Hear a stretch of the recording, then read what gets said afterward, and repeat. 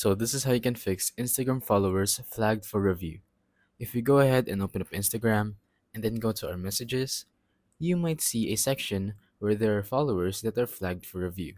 If they're not here, you could always go to your profile and then go to your followers, and as you can see, it's right there. So if we tap on this flagged for review, I have one follower that is flagged for review. Now, what does Instagram mean by flagging followers for review? Well, if you go ahead and go to Safari or any kind of browser, it says it's part of Instagram's efforts to maintain a positive user experience and uphold community standards. So if they find anything suspicious within this certain follower, they're going to flag it for review. So you have to review it. For example, do you want to remove this as your follower or do you want to keep them as a follower?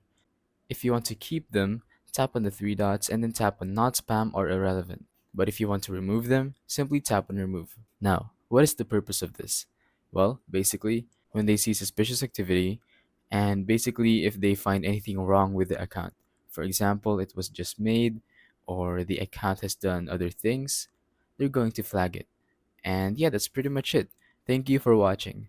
Don't forget to leave a like, subscribe, and let us know in the comments down below if the tutorial worked or if you have any questions. Thank you and goodbye.